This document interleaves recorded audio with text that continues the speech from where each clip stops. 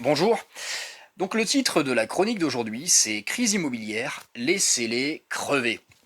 Je réagis à une lettre ouverte au gouvernement qui a été émise en début de semaine dernière par les notaires, agents immobiliers, promoteurs, et dans laquelle ils demandent en fait au gouvernement et aux contribuables de payer pour qu'ils n'aient pas à subir les conséquences de la crise immobilière. Alors, concrètement, le contenu de cette lettre, c'est quoi? Ils expliquent qu'ils ont gagné beaucoup d'argent pendant une vingtaine d'années en foutant rien. Alors, ils ont quand même travaillé un petit peu, mais comparativement à l'argent qu'ils ont gagné, on peut considérer qu'ils ont rien foutu, quoi.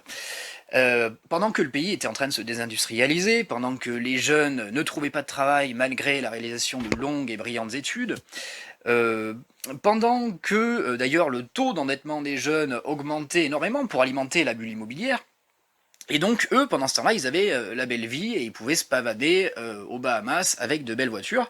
Et comme c'est terminé, parce que maintenant c'est la crise immobilière, ils aimeraient bien que le contribuable paye pour continuer à finalement avoir un bon train de vie, ou idéalement que les jeunes puissent s'endetter, non pas sur 25 ans, mais sur 50 ans, ou alors qu'ils puissent s'endetter à hauteur non pas de 35% de leurs revenus, mais éventuellement 60%. Voilà, pour qu'on puisse continuer à mettre de l'argent comme ça dans cette bulle immobilière, pour qu'ils puissent continuer à partir en vacances et puis à s'acheter des piscines, quoi. Et donc moi je fais non pas une lettre ouverte, mais une vidéo ouverte au gouvernement dans laquelle je demande en fait au gouvernement de ne rien faire du tout, de les laisser crever. Parce que c'est la meilleure manière de financer l'immobilier. Aujourd'hui, si vous voulez financer l'immobilier, il faut attendre qu'il se casse la gueule complètement, et puis qu'on reparte sur des bases saines. Effectivement, ça aura des conséquences graves, ce sera une déflation, mais si on le fait pas maintenant, on le fera dans quelques années. Si on continue à augmenter le surendettement, de toute façon, on va aggraver la crise, et de toute façon la chute sera plus violente plus tard, et puis de toute façon c'est la seule solution, et il faut aussi remettre ces gens au boulot. Alors c'est un peu la réponse qu'a apporté Macron, et je ne peux que le féliciter. Vous savez que je suis pas un grand ami d'Emmanuel Macron, mais pour le coup je le félicite, et il n'y a pas d'ironie dans mon propos. C'est-à-dire qu'il les a reçus en leur disant, oui, voilà, vous avez effectivement fait face à une crise immobilière, mais on va faire des encouragements à l'oral comme ça, pour que les banques prêtent plus d'argent, et puis on va aussi voilà, vous donner un soutien psychologique, mais pour le moment on fait rien du tout. Et c'est ce que je lui demande. Ne rien faire, s'il te plaît Macron, tu fais rien du tout. Ce sera la meilleure action que tu auras fait dans les deux quinquennats. Bon voilà, je termine par cette petite conclusion, et puis voilà, je reprends donc le sommaire de cette vidéo. Alors au sommaire, on va parler de cette fameuse crise du logement. Donc vous l'avez remarqué, d'un seul coup, tous les médias nous parlent de crise du logement. À partir de février, ils ont commencé à parler de baisse des prix, puis ils se sont rendus compte que ça stimulait pas vraiment les ventes de parler de baisse des prix, parce que en fait, les prix peuvent baisser de 10-20%, ça ne fait pas redémarrer les ventes. Donc, quelle va être l'ampleur de la baisse des prix? Personne ne le sait, puisque pour qu'on puisse savoir jusqu'à où elle va aller, cette baisse des prix, il faut qu'elle soit terminée. Or, là, tu peux baisser les prix même de 30%, les ventes ne repartent pas. Et donc, ça a duré, voilà, un mois. Et puis, d'un seul coup, en 15 jours, ils se sont tous mis à nous parler à l'unisson de crise du logement. C'est pas une crise du logement, c'est une crise immobilière, mais évidemment c'est un élément de novlangue qui est plus joli pour dire que finalement c'est encore une fois un problème. Les gens n'auront plus de toit sur leur tête. Il faut absolument que les gens puissent s'endetter pour financer cette bulle immobilière. Voilà. Donc au sommaire de cette vidéo, l'idée c'est de voir d'abord est-ce qu'il y a réellement un fameux risque pour l'emploi lié à cette crise immobilière. Donc je vais détailler ça avec précision. Ensuite, on nous parle de pénurie de logement. J'en ai déjà parlé dans la précédente vidéo, mais je vais aller un peu plus loin parce que je vois que c'est vraiment le cœur de la communication médiatique en ce moment. Donc on va répondre à toutes ces interrogations.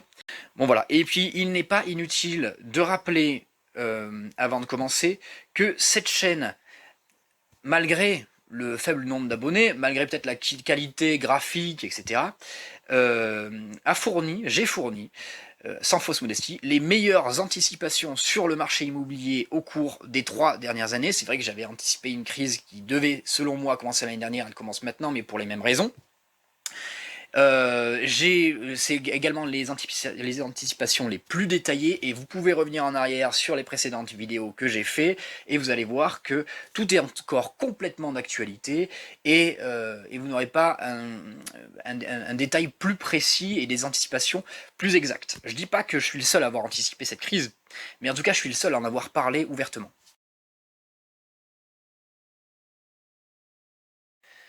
Donc première partie, est-ce que cette crise immobilière va être une menace pour l'emploi en France? Donc, l'immobilier, c'est 15% du PIB français et 250 000 emplois, tandis que le secteur de la construction, c'est 3% du PIB français et 1,4 million d'emplois. Au sein de ce secteur de la construction par lequel je vais commencer, donc il y a deux grandes catégories. C'est la construction dans le neuf, hein, dominée par les promoteurs qui font donc des gros blocs pavillonnaires et des immeubles en périphérie des villes, avec à peu près 450 000 logements qui étaient produits chaque année en France. On va tomber pas loin effectivement de zéro là, avec cette crise immobilière, pour plusieurs raisons. Donc eux, là c'est vraiment effectivement, les promoteurs vont énormément souffrir. Et à côté de ça, il y a donc un deuxième grand secteur de la construction, qui est le secteur de la rénovation. Et là par contre, il y a encore énormément de travail, hein, puisqu'on a 37,2 millions de logements à maintenir en état, ne serait-ce qu'à maintenir en état et à modifier, on le verra. Donc heureusement on a un très très gros parc immobilier en France, un très bon parc qui est largement suffisant pour la population, on y reviendra. Donc le modèle effectivement de la construction dans le neuf, c'est un modèle qui est en péril depuis le Covid, pour plusieurs raisons. La première grande raison, c'est l'exode urbain. C'est-à-dire que voilà, ils étaient spécialisés dans la construction de gros blocs en périphérie des villes. Or, il s'avère que plus personne ne veut habiter en périphérie des villes ni en ville, et que tout le marché de la construction il se déplace vers la campagne. Donc déjà il y a une dispersion géographique que ne savent pas gérer les gros promoteurs immobiliers. Ensuite, ils ont un deuxième gros problème, c'est l'augmentation du prix des matériaux auxquels ils ne savent pas faire face. Déjà que les gens n'arrivent pas à payer une maison classique, alors si en plus on augmente le prix, évidemment, ils peuvent plus faire face. Alors que, à l'inverse, le secteur de la rénovation profite de l'augmentation du prix des matériaux, parce que vous avez beaucoup moins de matériaux à apporter en rénovation. Vous avez des millions de logements vacants et de vieilles bâtisses à la campagne, d'ailleurs souvent magnifiques, hein, avec des belles pierres, voilà, des choses des bâtisses dans lesquelles vous pouvez faire vraiment, si vous faites de la belle rénovation, des maisons d'une très grande qualité, d'une très grande beauté. Et en plus, c'est pas cher, puisque la maison est déjà là. Alors évidemment, il y a beaucoup plus de travail en main d'œuvre, mais en matériaux, c'est pas extrêmement coûteux. Et donc du coup, effectivement, l'augmentation du prix de matériaux va bénéficier à ce secteur de l'immobilier, de la rénovation. Une autre raison pour laquelle le secteur de l'immobilier neuf est en péril, c'est qu'en réalité, justement, ils ne savent pas faire de rénovation. Aujourd'hui, ce qu'il faut faire, c'est de la rénovation pour plein de raisons, à cause de cet exode urbain, à cause de l'augmentation des prix, à cause aussi tout simplement de raisons écologiques.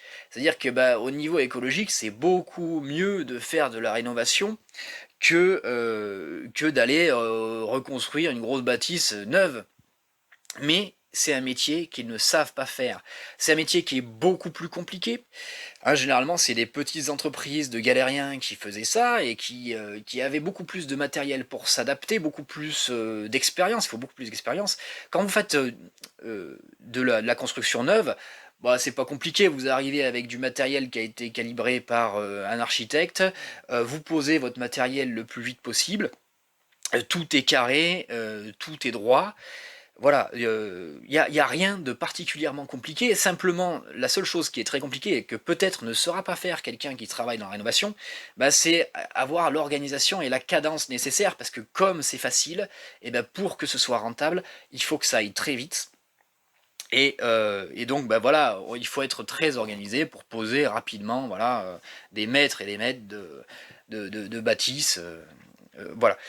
Dans la rénovation, c'est totalement différent. Vous arrivez, bah, le mur, il a été déformé avec le temps, avec l'humidité, et cetera. Puis il faut que vous fassiez, je sais pas, vous posiez votre appareil sur ce mur. Sauf qu'il s'avère que c'est un truc ancien qui tient pas. Puis derrière, il y a une sorte de plomberie en plomb qu'il faut arracher. Puis ça n'était pas prévu, etc. Donc il faut s'adapter, il faut avoir les outils, il faut avoir les compétences. C'est pas les mêmes compétences.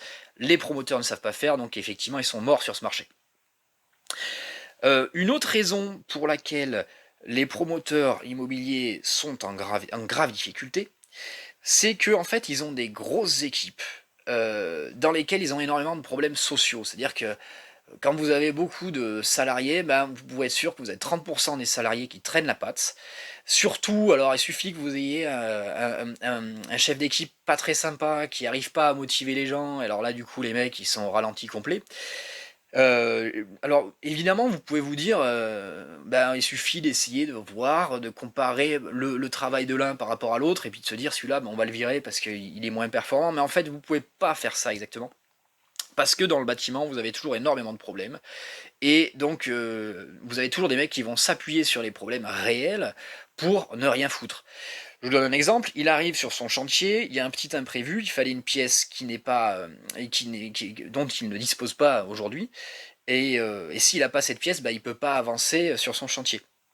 Alors ce que le mec vous dit pas, c'est que la pièce, il l'a au fond de son camion, qu'il l'a récupérée d'un autre chantier avant, mais il va pas la poser. Il va rentrer, il va attendre, il va traîner un petit peu, essayer de bricoler, il va rentrer à la boîte, il est 14h30, en disant bah ouais j'avais un problème, faut replanifier une intervention, etc.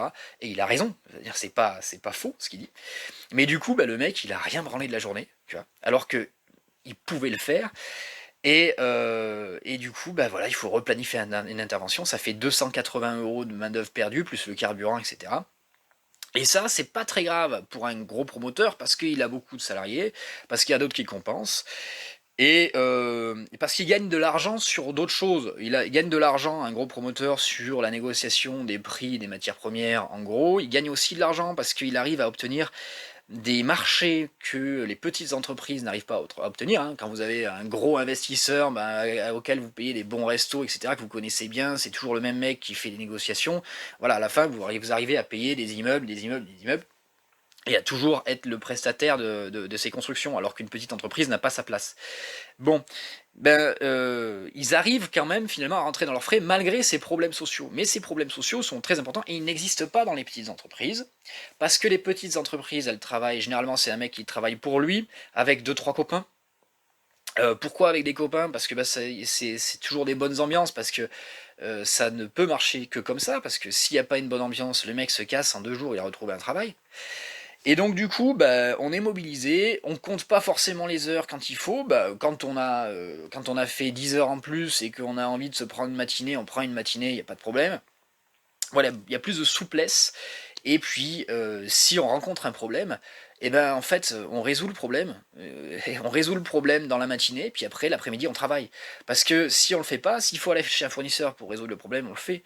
Mais si on le fait pas, on a perdu 280 balles, et ça, on peut pas se le permettre. Donc vous l'avez compris, on a une partie de ce bâtiment, le secteur de la construction, qui est en très grave danger. Donc c'est le secteur du neuf. Et à côté de ça, on a une partie du secteur de la construction qui, lui, a un potentiel de croissance phénoménal. Hein, c'est le secteur de la rénovation à cause de cet exode urbain, à cause des contraintes écologiques, et à cause du fait qu'ils font des choses qui sont globalement, finalement, moins chères, qui demandent plus de main-d'œuvre, mais qui, en définitive, sont moins chères.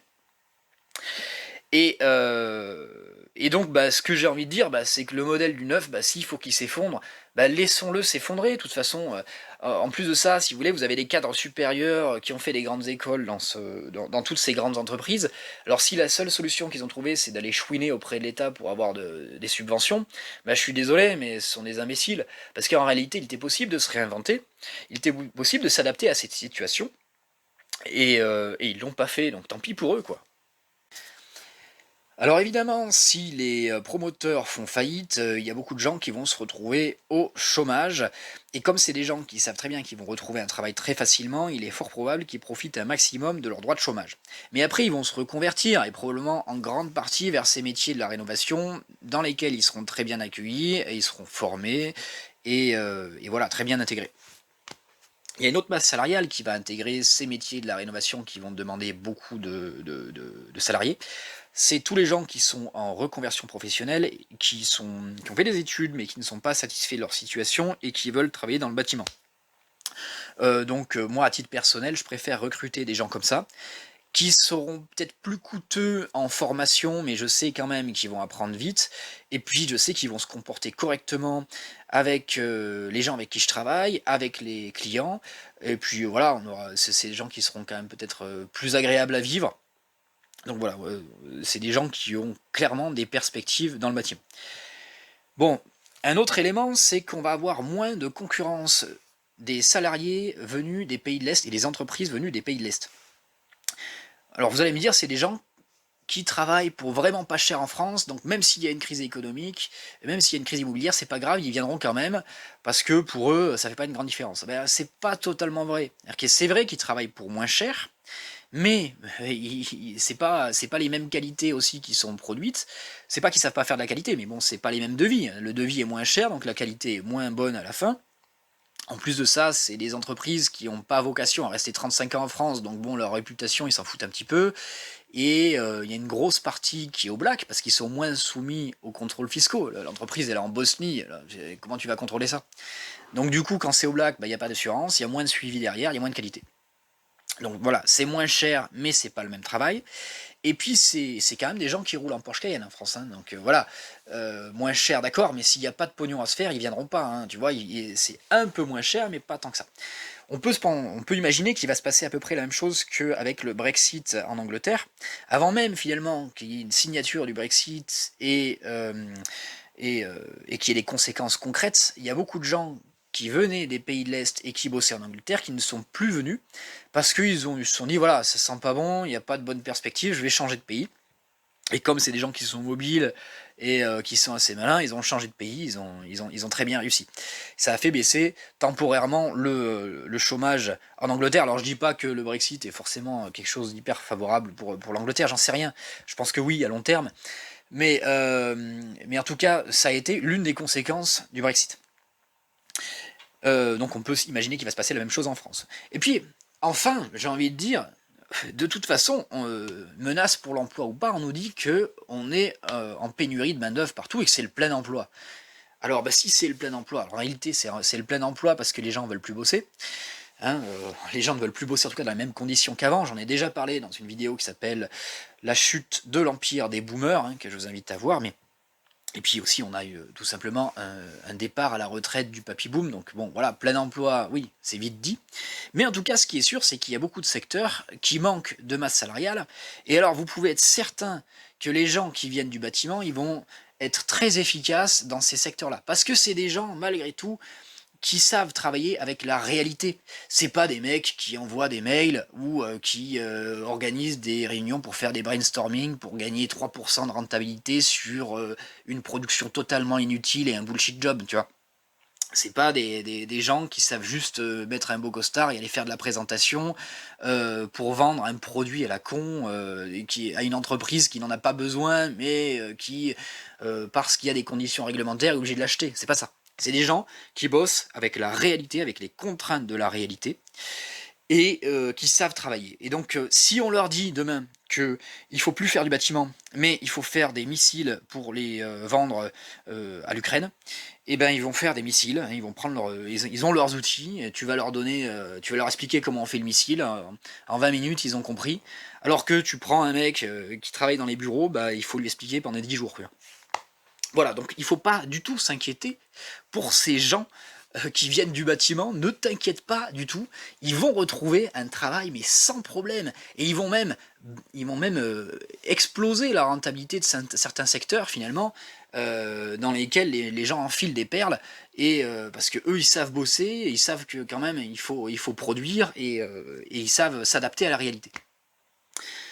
Ce n'est pas le cas pour le secteur des agents immobiliers. Alors là, on passe sur une problématique complètement différente. Là, on a 250 000 emplois. Et là, par contre, c'est des gens qui ne savent rien faire, qui sont totalement inutiles. À quoi ça sert un agent immobilier? Un agent immobilier, ça sert à remplacer une recherche d'immeubles sur le bon coin. Ça sert à te renseigner sur une loi, de défiscalisation et cetera, sur laquelle tu peux te renseigner, en travaillant 2 heures sur le sujet sur internet. Hein, tu vas acheter un logement à 400 000 €, je pense que tu peux te renseigner sur les lois, la défiscalisation qui peuvent t'intéresser. Ça sert à ça, un agent immobilier. Ça sert à te mettre en contact avec ta banque. Bon, bah, tu peux aussi aller pousser la porte d'une banque et contacter la banque, tu vois. Ça ne sert strictement à rien du point de vue des ventes, c'est un métier de parasite. Alors, il y a un secteur dans lequel ça sert un peu plus à quelque chose, c'est le secteur de la gestion locative. Alors là, et c'est vrai que c'est l'agent immobilier qui va s'occuper, des petits problèmes du locataire. Est-ce qu'il faut changer un chauffe-eau? Est-ce qu'il y a une fuite quelque part? Est-ce que, voilà, il y a un des locataires qui part? Comment on fait? Il faut changer le bail, et cetera. Mais finalement, pourquoi ils sont utiles dans ce secteur-là, les agents immobiliers? C'est parce qu'ils remplacent le travail de gens qui sont encore plus feignants et inutiles qu'eux, qui sont les gros propriétaires du marché locatif. C'est-à-dire qu'un gros propriétaire du marché locatif, c'est tellement une feignasse, si tu veux, que le seul truc qu'il sait faire, c'est hériter de sa grand-mère d'une grosse somme d'argent, la mettre en garantie auprès d'une banque pour aller acheter des logements à mettre en location qu'il n'a même pas visité, puisqu'il a confié l'affaire à un agent immobilier. Et après, le mec n'est pas foutu de se déplacer pour aller faire les visites auprès des locataires, pour s'occuper des petites réparations, pour s'occuper voilà, de meubler le bien, etc. Parce que c'est trop une feignasse, et parce que de toute façon, il est même pas là. Il est en train de se balader dans un autre pays, voilà, en Égypte, aller visiter les machins, pendant qu'il y a quelqu'un qui travaille pour lui qui s'appelle un agent immobilier. Donc voilà, le secteur des agents immobiliers, c'est un secteur qui est totalement inutile, qui est parasite de l'économie, et qui effectivement est extrêmement menacé du point de vue de l'emploi, parce que ce sont des gens qui ne savent rien faire. Le mec du bâtiment, voilà, tu lui dis, voilà, il faut faire des tanks et des missiles à envoyer en Ukraine. Bon ben voilà, il prend sa visseuse et puis il commence le boulot que tu lui as expliqué de faire, tu vois. Est-ce que le mec, l'agent immobilier, tu lui donnes une visseuse, il sait pas ce que c'est qu'un embout-torse, tu vois. Donc il sait rien faire. Donc il va voir un recruteur pour dire, bah voilà, il n'y a plus de travail dans le secteur immobilier, il faudrait que j'ai un autre travail. D'accord. Tu sais faire quoi? Alors bah je sais envoyer des mails, je sais faire des recherches sur Le Bon Coin, et puis je sais aussi bien m'habiller et me parfumer pour aller faire une présentation, d'accord. Bah, ça tombe bien parce que tu vois, c'est justement des compétences dont j'ai absolument pas besoin, vraiment. Hein, et je vais prendre le mec là qui est déjà un émigré portugais et qui bosse depuis des années dans le bâtiment et qui n'a pas de boulot pour faire finalement pour mettre les chaînes sur les tanks, tu vois, parce que toi, bah, tu sais pas faire et t'es juste nul en fait, quoi, tu vois. Donc lui, effectivement, pour retrouver du boulot, eh ben, ça va être compliqué.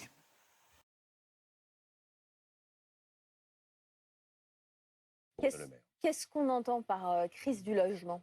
On entend par crise du logement le moment où beaucoup de gens n'arrivent tout simplement plus à se loger, parce qu'ils n'arrivent plus à emprunter. Alors, la deuxième grande partie de cette vidéo, c'est de parler de cette fameuse pénurie de logement qu'on nous annonce dans tous les grands médias. On nous explique qu'on aura bientôt plus de toit sur la tête, c'est-à-dire qu'on va devenir SDF. Et donc je voulais savoir, approfondir la question pour savoir s'il faut commencer à acheter un réchaud, une tente, un duvet, etc. Ou est-ce que c'est pas vraiment la peine de s'inquiéter à ce sujet. Alors, un premier argument marginal qui est utilisé par les médias, c'est de dire que le gouvernement, ayant récemment fait voter des lois sur les performances énergétiques des biens mis à la location, donc crée une pénurie de logements parce qu'il y a certains logements qui sont interdits à la location. Alors, dans la réalité, ce qui va se passer, c'est que ces logements, ils seront loués, parce que vous avez des locataires qui vont être très scrupuleux et qui vont demander des performances énergétiques voilà, précises, et puis il y a des locataires qui en ont rien à faire, qui regardent la qualité du logement, bon voilà, il est bien, il est bien situé, il est sympa, et puis qui vont le louer tout simplement, peut-être en profitant de l'occasion pour réduire un petit peu leur loyer, en disant, bah voilà, il y a un petit peu plus de chauffage à payer, donc est-ce qu'on peut faire un geste sur le loyer? Ça c'est possible. Exactement ce qui s'est passé finalement avec la loi Carrez, vous avez des logements qui sont mansardés, qui n'avaient pas les 7 mètres carrés réglementaires nécessaires pour être mis à la location, mais qui avaient quand même une surface un petit peu confortable, Et puis ces logements, tout simplement, ils ont été loués à qui? À des étudiants qui en avaient rien à faire d'avoir les 7 mètres carrés, parce que le logement était bien situé, parce qu'il était relativement joli, et qu'il n'était pas trop cher. Donc voilà, dans la réalité, c'est bien, ils seront loués. Et puis pour les propriétaires les plus scrupuleux, ce qu'ils peuvent faire, c'est faire les rénovations qui sont nécessaires, et puis mettre à location un bien qui sera légalement louable, hein, tout simplement. En résumé, ça c'est pas vraiment un gros problème.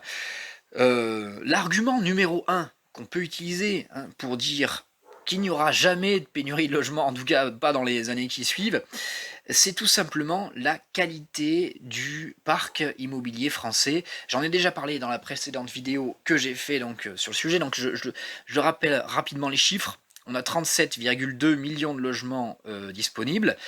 Donc pour rappel, c'est 12,9 millions de logements de plus qu'en 1982, alors que la population n'a augmenté que de 10 millions d'habitants, c'est-à-dire qu'on a fait plus d'un logement par habitant sur cette période-là. En plus, la population a augmenté sur cette période de 16,94%, alors que le nombre de logements a augmenté, lui, de 53,09%. Et on a une vacance des logements de 8%, donc une vacance énorme, hein, énormément de biens qu'on peut mobiliser pour mettre à location. On l'a déjà dit, généralement, c'est en faisant des travaux ou en se débrouillant pour que le télétravail soit possible dans ces secteurs-là, donc ce qui est généralement le cas, hein. Aujourd'hui, vous avez la fibre dans la plupart des petits villages qui ne l'avaient pas il y a quelques années.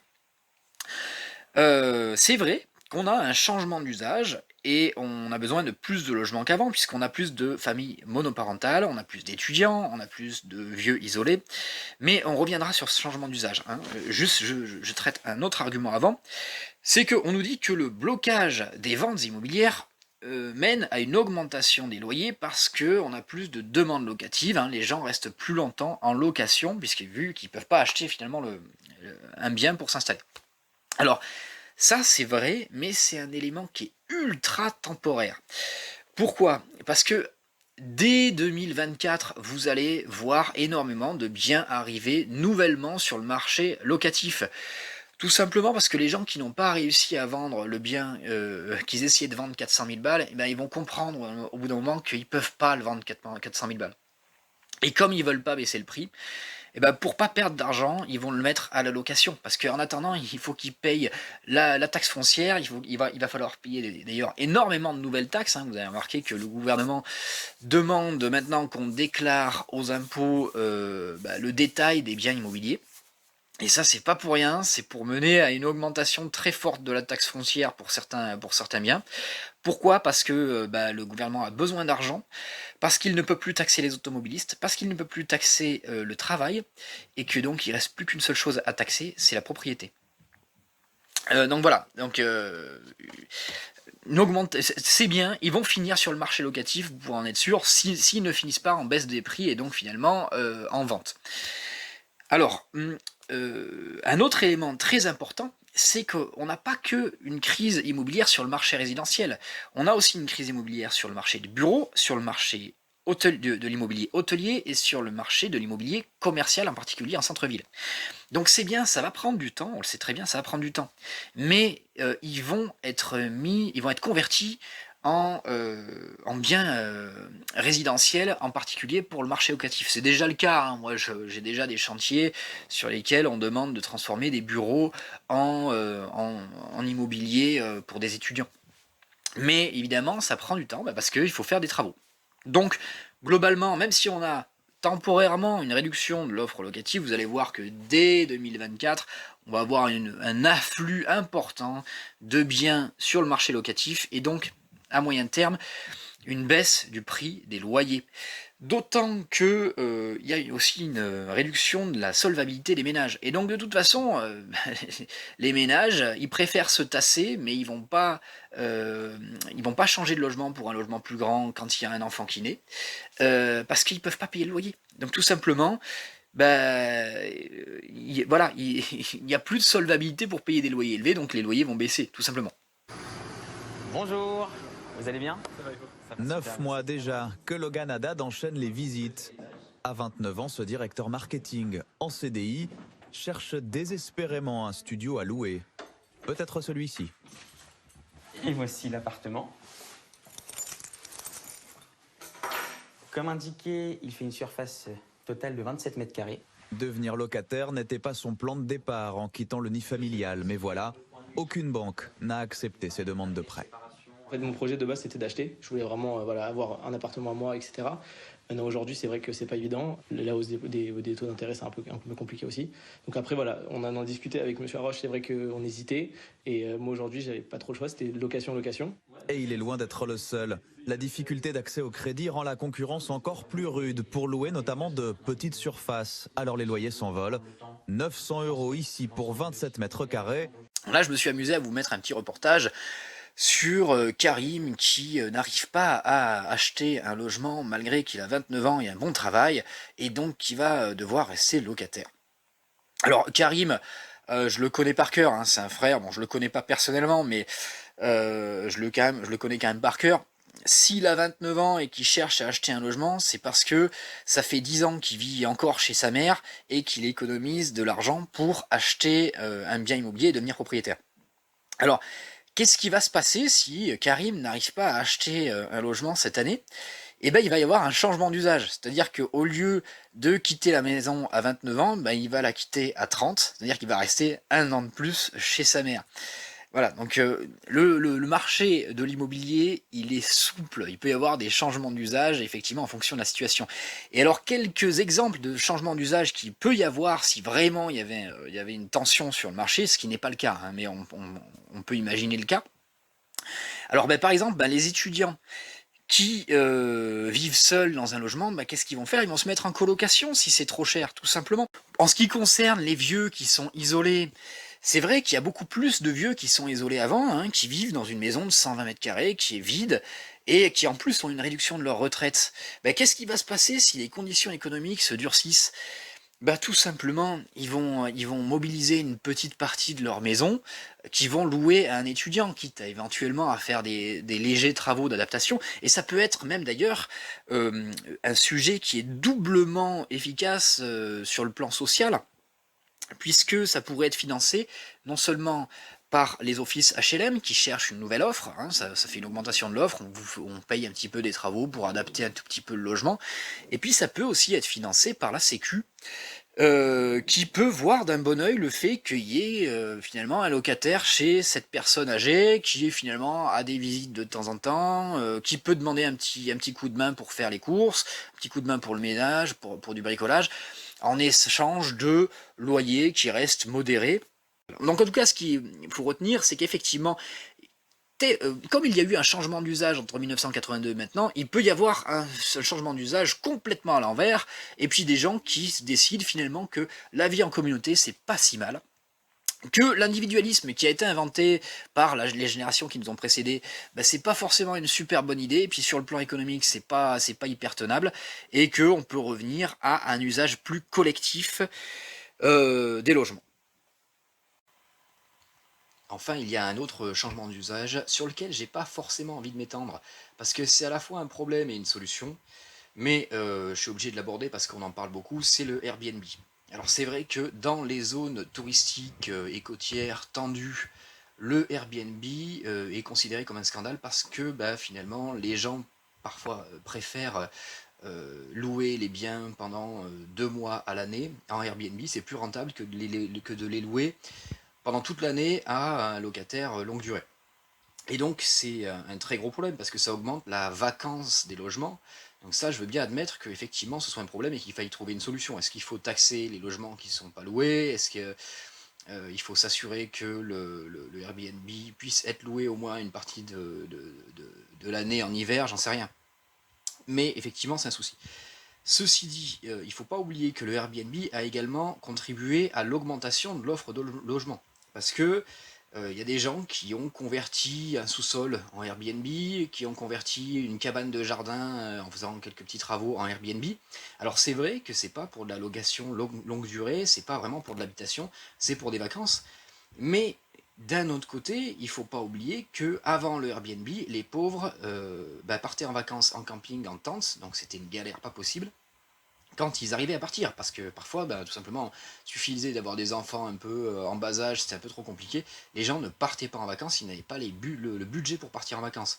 Donc voilà, Airbnb, problème et à la fois solution. Mais c'est vrai que c'est un changement d'usage notable qu'on est obligé de faire remarquer. Alors en conclusion de cette vidéo, je reprends le titre, crise immobilière, laissez-les crever. Ce qu'on demande, c'est que le gouvernement ne fasse rien du tout, parce que il fallait être très con finalement pour investir dans l'immobilier ces dernières années et faire des gros crédits sur quelque chose qui allait mathématiquement s'effondrer, c'était une évidence. Donc ils l'ont fait, maintenant ils assument. Il faut que l'énergie du pays puisse bénéficier à des gens qui feront des investissements plus intelligents, et donc il faut que ceux qui ont fait des investissements idiots fassent faillite, tout simplement, pour que les investisseurs intelligents puissent faire les bons investissements. Alors je pense en particulier qu'il va y avoir un gros boom finalement économique dans le secteur agricole, dans les industries moyennes qui vont être relocalisées en France, et en tout cas il faut l'espérer. Et puis aussi on peut parler de certaines industries un peu plus de pointe qui ont de l'avenir, en particulier tout ce qui est biologie médicale ou intelligence artificielle. Bon. Voilà, en tout cas, il y a des investissements à faire, mais pas dans l'immobilier. Voilà. Je suis navré, j'ai pas eu le temps de parler de tous les sujets que je voulais aborder. Alors je voulais faire un parallèle entre le marché immobilier et puis un schéma de pyramide de Ponzi. Il y a pas mal d'éléments. Je voulais aussi parler du parallèle entre ce marché immobilier et la fameuse réforme des retraites, en sachant que je donne plus ou moins raison, à Macron sur cette réforme des retraites. Alors je ferai une vidéo prochainement là-dessus qui va pas vous plaire, parce que évidemment vous détestez cette réforme des retraites, mais en fait j'en ai rien à cirer, parce que moi je vous fais des analyses de très bonne qualité, et puis vous les prenez pas, je m'en fous. Moi l'important c'est que ça colle à la réalité, à la vérité de ce qui se passe, et je fais pas de l'audimat. D'ailleurs c'est pour ça que j'en ai pas, et il serait temps peut-être de me faire quelques petits quelques abonnements, quelques likes, quelques partages, parce que si vous voulez que je fasse ce travail de production vidéo, il faut que ça me rapporte quelque chose au bout d'un certain temps, ou au moins un soutien. Là pour le moment c'est trop de travail, et c'est pour ça que je n'ai pas pu aborder ces sujets, et ces sujets je les aborderai peut-être dans un mois et demi, quand j'aurai le temps. Et puis un autre grand sujet que je veux aborder d'ici quelques mois, c'est que je veux faire une prévision de ce qui peut se passer en France, ce que peut être la France des années 2030-2040. Alors j'ai fait récemment une vidéo qui s'appelait décennie 2020-2030, les racines mathématiques de la crise, dans laquelle finalement je prévoyais un peu ce qui peut se passer dans les années 2030 en France. Je voulais aller un peu plus loin et voir comment se déroulerait un redressement hypothétique, ou en tout cas on peut l'espérer. Même si évidemment le temps ne nous appartient pas, et que je ne fais que des prévisions sur des bases logiques.